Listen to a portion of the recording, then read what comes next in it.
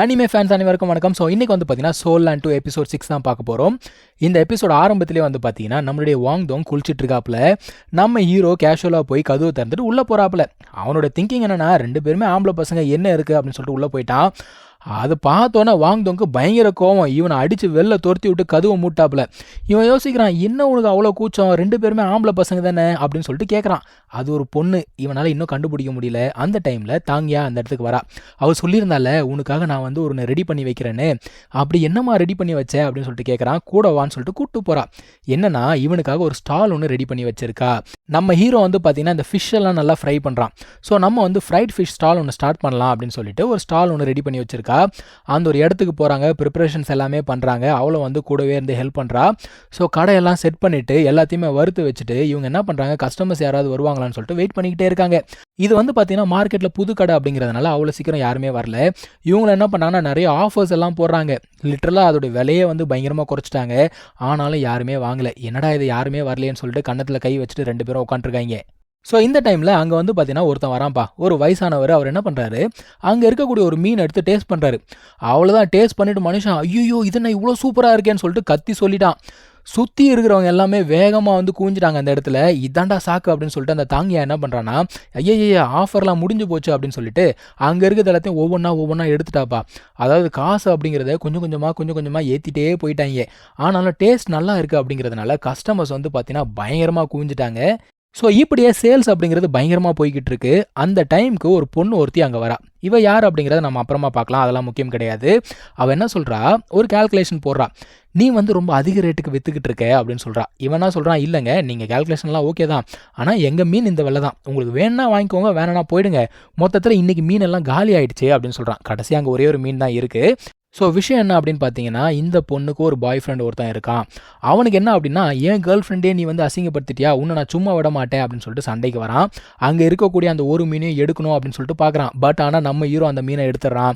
So இந்த சண்டையில் தாங்கியா என்ன பண்ணுறா அப்படின்னு பார்த்தீங்கன்னா, அந்த ஹிடன் வெப்பன்ஸ் இருக்கும் பார்த்தீங்களா, அதெல்லாம் யூஸ் பண்ணி அட்டாக் பண்ணுறா. அதில் வந்து பார்த்தீங்கன்னா ஒரு நீடில் அவனை ஆக்சுவலாக அட்டாக் பண்ணிடுச்சு. ஆனால் அவன் வெளியில் காட்டிக்காமல் அமைதியாக நின்றுட்டுருக்கான்.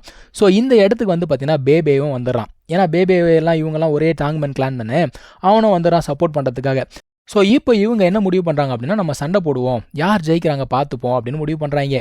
ஏன்னா ஒரு மீனுக்காடா இவ்வளோ அக்கப்போரை கிரியேட் பண்ணுறீங்க. ஸோ சண்டை போகிறதுக்குன்னு ஒரு இடம் இருக்குது, அந்த இடத்துக்கு போய் சண்டை போடலாம் அப்படின்னு சொல்லிட்டு எல்லாருமே கிளம்பி போகிறாங்க. விஷயம் என்ன அப்படின்னு பார்த்தீங்கன்னா, இவங்க 2 பேர் வந்து ஸ்ட்ராங்கஸ்ட் பீப்புள். இவங்க சண்டை போடுறாங்கன்னு தெரிஞ்ச உடனே அந்த ஒரு அரினால அவ்வளோ பேர் வந்து கூட்டிட்டாங்க.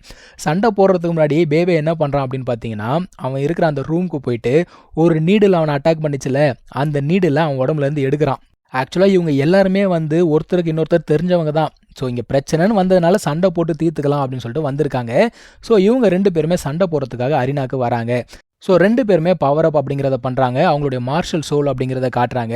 2 பேருக்குமே வந்து பார்த்தீங்கன்னா பீஸ்ட் சோல் தான் இருக்குது. நம்மளோட பேபேக்கு வந்து பார்த்தீங்கன்னா டிராகன் பவர் அப்படிங்கிறது இருக்குது. அதாவது சோல் லேண்ட் 1ல் மாஸ்டர் இருக்கார் பார்த்தீங்களா, அவருடைய கிளானை சேர்ந்தவன் இவன். இவனுக்குமே வந்து பார்த்தீங்கன்னா கிட்டத்தட்ட டிராகன் மாதிரி தான் இருக்குது. இது வந்து ஒரு மியூட்டேட்டட் சோல். 2 பேருமே ஒன் ஆஃப் த ஸ்ட்ராங்கஸ்ட் இந்த இடத்துல. ஸோ இப்போ சண்டை அப்படிங்கிறது ஆரம்பிக்குது. இந்த சண்டையை பார்க்கறதுக்காக ஏகப்பட்ட பேர் அந்த இடத்துக்கு வந்திருக்காங்க.